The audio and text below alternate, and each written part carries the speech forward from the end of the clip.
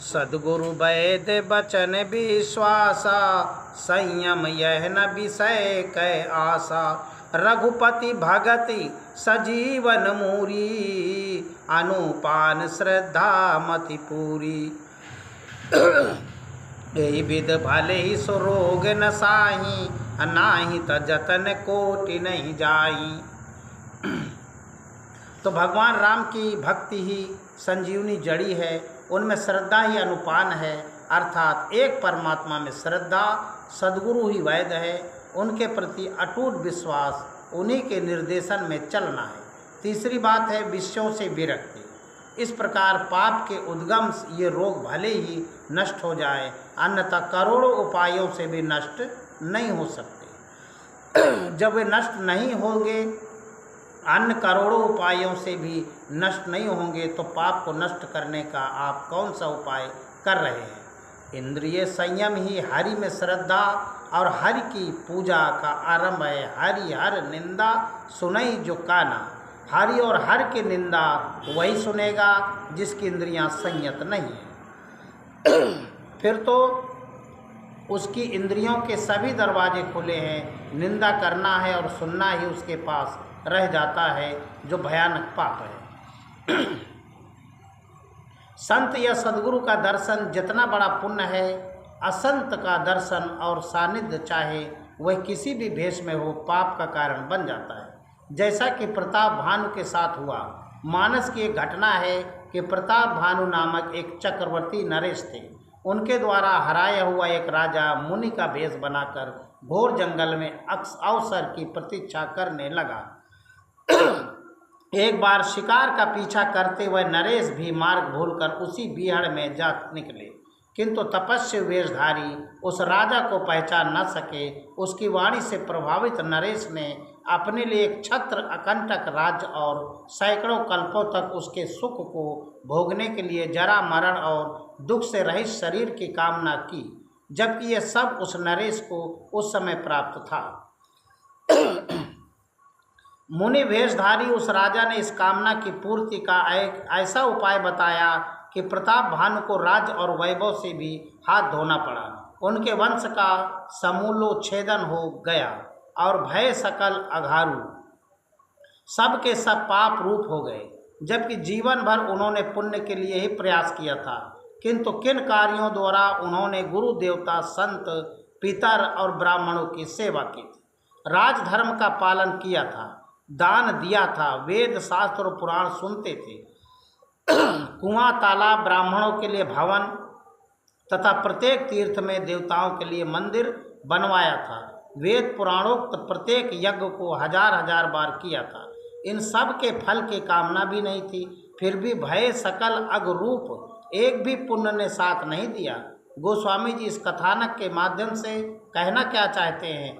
वास्तव में जैसा अभी आपने उपनिषदों का निर्णय सुना, गोस्वामी जी भी वही कहने जा रहे हैं कि आत्मदर्शन की निर्धारित क्रिया से रहित प्रत्येक कर्म का पुण्य सामाजिक है, परम कल्याण के लिए नहीं। यह पुण्य अत्यंत है, अत्यल्प है। प्रताप भानु की कामना परमात्मा के लिए होती तो ये संसार की सारी कामनाएं स्वतः तृप्त होती। इन्हीं भौतिक इच्छाओं के लिए व्याकुल होकर ही तो लोग भगवान की शरण में जाते हैं और उन्हें मिलता भी है। ध्रुव को अचल स्थिति मिली, विभीषण को कल्प भर का राज्य मिला, काकभूषुंड कालजयी हो गए। जन्म मृत्यु जरा व्याधि और दुखों से मुक्ति पाने के लिए ही पूर्वजों ने परमात्मा की कामना की और प्रताप भानु की भी यही कामना थी। कामना पाप का मूल है, जैसा श्री कृष्ण कहते हैं। केवल एक को छोड़कर परमात्मा की कामना और उसके लिए निर्धारित क्रिया अवश्य करनी चाहिए, जिसके पाने पर कुछ भी पाना शेष नहीं रह जाता। पूज गुरुदेव स्वामी श्री परमानंद जी कहते थे, इच्छा राखे मोक्ष की ताय शिष्य पहचान। जिसमें मोक्ष की इच्छा ही नहीं है वह कैसा शिष्य? इसी प्रकार जो शिष्य को मोक्ष की राह पर चला न दे, उसके हृदय से रति होकर उसे बोध न दे, वह कैसा सद्गुरु?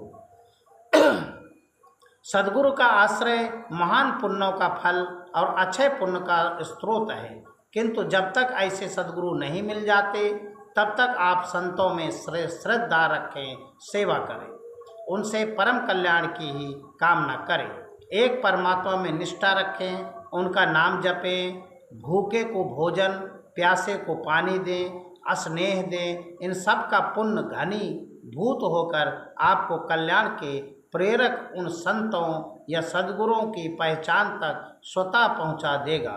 मानस में इस बात पर बल दिया गया है कि पुण्य पुंज बिन मिलहि न संता, संत दर्श जिमि पातक टरई। तो संतों के दर्शन से पातक टल जाते हैं और भगवान के सन्मुख हो जाने से मिट जाते हैं, किंतु एक और विशिष्ट धारणा भी पाई जाती है कि तीर्थों के सेवन से भी पाप की हानि और पुण्य की वृद्धि होती है, और कदाचित तीर्थों में कोई पाप ही कर बैठा तो वह पाप अनंत गुना बढ़ जाता है। जिम तीरथ कर पाप।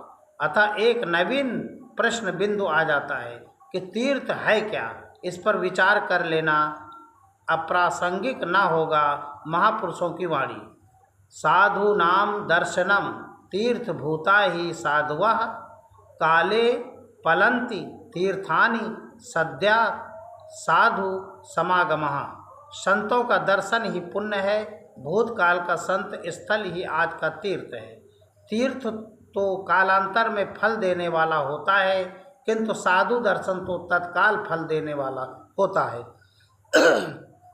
भारतीय जनमानस में ही नहीं अपितु विश्व भर में तीर्थ स्थलों को पापनाशक और पुण्यदायक मानने की परंपरा रही है। वास्तव में संतों की तपस्स्थली ही तीर्थ है।